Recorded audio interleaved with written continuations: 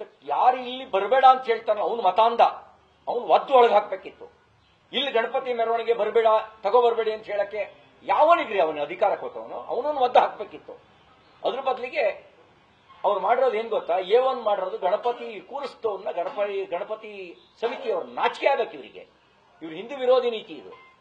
ಗಣೇಶೋತ್ಸವದ ಮೆರವಣಿಗೆ ಶಾಂತಿಯುತವಾಗಿ ಹೋಗ್ತಿದ್ದ ಮೆರವಣಿಗೆ. ಅವರು ಪೆಟ್ರೋಲ್ ಬಾಂಬ್ ಇಟ್ಕೊಂಡಿರಲಿಲ್ಲ, ಅವ್ರು ಕಲ್ಲು ಇಟ್ಕೊಂಡಿರಲಿಲ್ಲ, ಯಾವ ಮಸೀದಿ ಮೇಲೂ ಕಲ್ಲು ತೂರಿಲ್ಲ,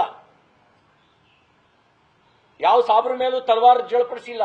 ತಲವಾರ್ ಜಳಪಡಿಸಿದ್ದು ಮತಾಂಧ ತುರುಕರು. ಕಲ್ಲು ತೂರಾಟ ಮಾಡಿದ್ದು, ಪೆಟ್ರೋಲ್ ಬಾಂಬ್ ಹಾಕಿದ್ದು ಆ ಮತಾಂಧ ತುರುಕರು. ಅವ್ರ ಮೇಲೆ ಆಕ್ಷನ್ ಆಗಬೇಕಾಗಿತ್ತು. ಈ ಹೇಡಿ ಸರ್ಕಾರ A1 ಮಾಡಿರೋದು ಗಣೇಶೋತ್ಸವ ಸಮಿತಿ ಅಧ್ಯಕ್ಷರನ್ನ, ಸದಸ್ಯರನ್ನ 1 ರಿಂದ 18ರವರೆಗೆ ಆರೋಪಿಗಳು ಶಾಂತಿಯುತ ಮೆರವಣಿಗೆ ಕೂರಿಸಿದವರು. ಇಲ್ಲಿ ಸರ್ಕಾರ ವಿಫಲ ಆಗಿದೆ ಮತ್ತು ಓಲೈಕೆ ರಾಜನೀತಿಯ ಪರಿಣಾಮವಾಗಿ ಮತಾಂಧತೆಗೆ ಅದಕ್ಕೆ ಕೊನೆ ಇಲ್ದಂಗಾಗಿದೆ.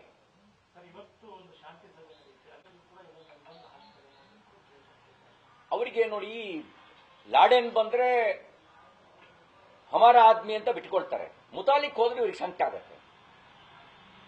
ಬಾಂಬ್ ಹಾಕೋನ್ ಬಂದ್ರೆ, ತಾಲಿಬಾನ್ಗಳು ಬಂದ್ರೆ ನಮ್ದಕ್ಕೆ ಜನ ನಮ್ಗೆ ಓಟ್ ಹಾಕ್ತಾರೆ ಅಂತ ಕಾಂಗ್ರೆಸ್ನವರು ಇವರು ತಲೆ ಮೇಲೆ ಟೋಪಿ ಹಾಕೊಂಡು ತಾಲಿಬಾನ್ಗಳು ಇವರು ಅವರು ಅಂತ ವ್ಯತ್ಯಾಸನೇ ಗೊತ್ತಾಗದಂಗೆ ನಾಟಕ ಆಡ್ತಾರೆ. ಮಾಧ್ಯಮವನ್ನ ಮುಚ್ಚಿಟ್ಟು ಶಾಂತಿ ಸಭೆ ಮಾಡೋದ್ರೊಳಗೆ ಅರ್ಥ ಏನಿದೆ? ಇವ್ರು ಹುಳುಕ್ ಮುಚ್ಚಿ ಹಾಕೊಳ್ಳಕ ಮಾಧ್ಯಮಗಳನ್ನ ಬರಬೇಡಿ ಅಂತ ಹೇಳೋದು. ಮೊದಲು ಇವ್ರಿಗೆ ಶಾಂತಿ ನೆಲೆಸಬೇಕು ಅಂತಿದ್ರೆ ಆ ಇಂಟಾಲರೆನ್ಸ್ ಮೈಂಡ್ ಸೆಟ್ ಇದೆಯಲ್ಲ ಅದನ್ನ ಸರಿಪಡಿಸ್ಲಿ. ಆ ಇಂಟಾಲರೆನ್ಸ್ ಮೈಂಡ್ ಸೆಟ್ ಎಲ್ಲಿಂದ ಬಂತು? ಗಣಪತಿ ಬರಬಾರದು ಅಂತ ಹೇಳೋ ಅಧಿಕಾರ ಅವನಿಗೆ ಯಾರು ಕೊಟ್ಟಿದ್ದ? ಅವ್ರನ್ನ ಒದ್ದು ಒಳಗೆ ಹಾಕಲಿ, ಆಗ ಶಾಂತಿ ನೆಲೆಸುತ್ತೆ. ಪೆಟ್ರೋಲ್ ಬಾಂಬು ಯಾವನ್ನು ತಯಾರು ಮಾಡದ ಅವನ ಮನೆಗೆ ಬುಲ್ಡೋಜರ್ ನುಗ್ಗಿಸ್ಲಿ, ಆಗ ಶಾಂತಿ ನೆಲೆಸುತ್ತೆ. ಬೆಣ್ಣೆ ಸೌರೋದ್ರಿಂದ ಶಾಂತಿ ನೆಲೆಸೋದಿಲ್ಲ, ಮತಾನ್ನೇ ಸೌರಿದ್ರೆ ಶಾಂತಿ ನೆಲೆಸೋದಿಲ್ಲ.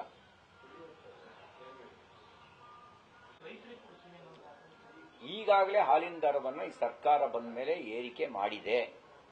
ಆದ್ರೆ ರೈತರಿಗೆ ಕೊಡೋದನ್ನು ಕಡಿತ ಮಾಡಿದ್ದಾರೆ ಇವರು ಬಂದ ಮೇಲೆ. ರೈತರಿಗೆ ಕೊಡೋ ಸಬ್ಸಿಡಿ ಕೊಟ್ಟಿಲ್ಲ, ರೈತರಿಗೆ ಕೊಡೋ ದರವನ್ನ ಕಡಿತ ಮಾಡಿದ್ದಾರೆ. ಯಾವ ಬೆಲೆ ಏರಿಕೆ ಆಗಿಲ್ಲ ಹೇಳಿ? ಈ ಸರ್ಕಾರ ಬಂದ ಮೇಲೆ ಯಾವ ಬೆಲೆಯನ್ನ ಏರಿಸಿಲ್ಲ ಹೇಳಿ? ಚುನಾವಣೆಗೆ ಮುಂಚೆ ಕೊಟ್ಟ ಆಶ್ವಾಸನೆ ಏನು? ಈಗ ಮಾಡಿರೋದೇನು? ಯಾವ ದರ ಏರಿಸಿಲ್ಲ ಅಂತ ಹೇಳಿ? ಸ್ಟಾಂಪ್ ಡ್ಯೂಟಿ ಹೆಚ್ಚಳ ಮಾಡಿದ್ರು, ಪಾಣಿ RTC income certificate, death certificate ಅದ್ರ ದರನೂ ಹೆಚ್ಚಳ ಮಾಡಿದ್ರು, ವಿದ್ಯುತ್ ದರ ಏರಿಕೆ ಮಾಡಿದ್ರು, ಬಾಂಡ್ ಪೇಪರ್ 25 ರೂಪಾಯಿ 20 ರೂಪಾಯಿ ಬಾಂಡ್ ಪೇಪರ್ನ ಮಂಗಮಾಯ ಮಾಡಿದ್ರು.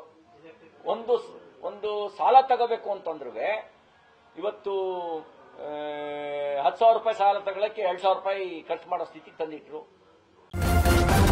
ನ್ಯೂಸ್ ಫಸ್ಟ್ ನಿರ್ಭೀತಿಯಿಂದ ನಿಮ್ಮ ಪರವಾಗಿ.